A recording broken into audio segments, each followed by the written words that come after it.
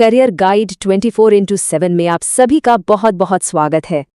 आज हम एक ऐसी शानदार सरकारी नौकरी की बात करने वाले हैं जिसका इंतजार ना जाने कितने लोग बेसब्री से करते हैं। देखिए, ज्यादातर सरकारी नौकरियों में कई स्टेज के एग्जाम होते हैं, लेकिन अगर किसी ऐसी नौकरी की तलाश है जिसमें सिलेक्शन का रास्ता एकदम सीधा हो, तो अगले कुछ मिनट बहुत ही काम के होने वाले हैं।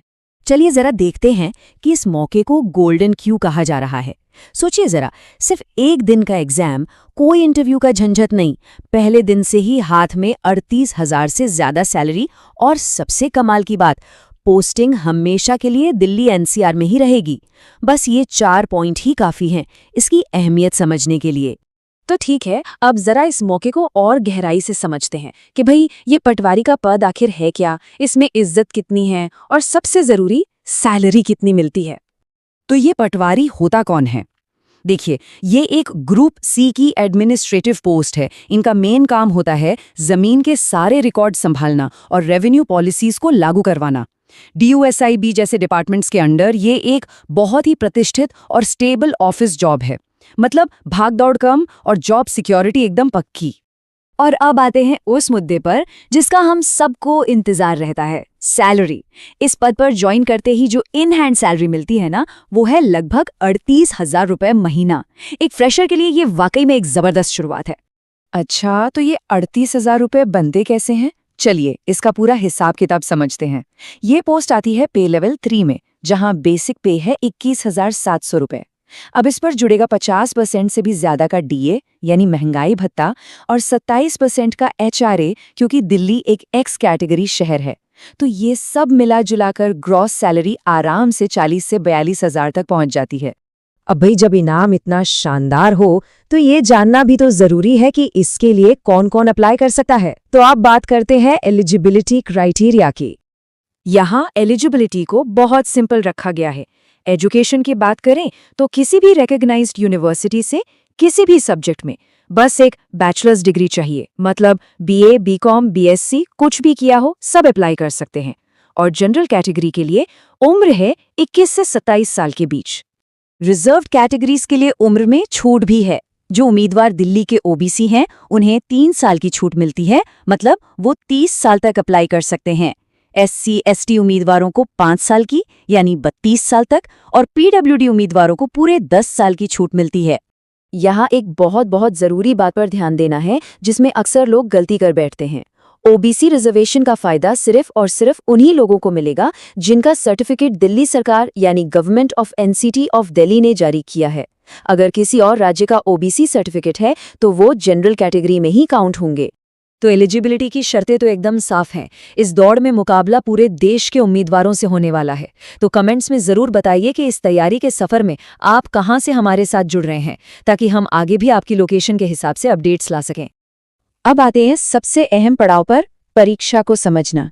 चलिए इस एग्जाम के पूरे पैटर्न को डिकोड करते हैं। पूरा का पूरा सिलेक्शन प्रोसेस बस एक ही चीज पर टिका है, और वो है ये कंप्यूटर बेस्ड टेस्ट। पेपर के 2 सेक्शन होंगे। सेक्शन A में general awareness, reasoning, maths, Hindi और इंग्लिश, इन सबसे 20-20 सवाल होंगे, यानी टोटल 100 सवाल। और सेक्शन B पूरा का पूरे डोमेन नॉलेज पर होगा, जिसमें अकेले 100 सवाल होंगे। तो कुल मिलाकर 200 सवाल, 200 नंबर, और टाइम मिलेगा सिर्फ 2 घंटे।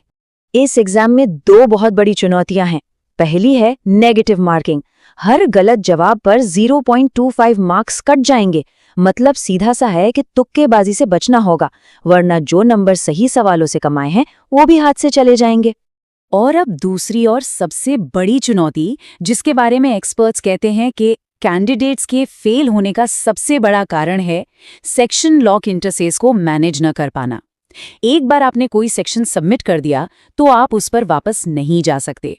ये DSSB का एक यूनिक फीचर है जो टाइम मैनेजमेंट को बहुत ज्यादा मुश्किल बना देता है। अच्छा, अब जब एग्जाम की चुनौती समझ आ गई है तो चलिए अब अप्लाई करने की पूरे प्रोसेस और जरूरी तारीखों का रोड मैप भी देख लेते हैं। एप्लीकेशन प्रोसेस पूरी तरह से ऑनलाइन है, जो OARS पोर्टल पर होगा। सबसे पहले DSSBonline.nic.in पर जाकर नया रजिस्ट्रेशन करना है। फिर लॉगिन करके पटवारी पोस्ट को चुनना है, अपनी सारी डिटेल्स भरनी है, ज़रूरी डॉक्यूमेंट्स अपलोड करने हैं और आखिर में फॉर्म को अच्छे से चेक करके सबमिट कर देना है और उसका प्रिंट आउट लेना बिल्कुल मत भूलिएगा।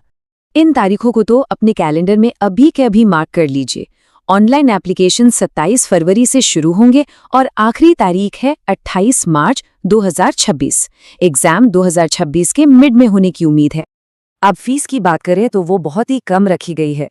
जनरल, OBC और EWS के पुरुष उम्मीदवारों के लिए फीस है सिर्फ 100 रुपये। और एक बहुत ही अच्छी बात यह है कि सभी महिला उम्मीदवारों, SC, ST, PWD और एक्स सर्विसमैन के लिए कोई फीस नहीं है। जी हाँ, एप्लीकेशन बिल्कुल फ्री है।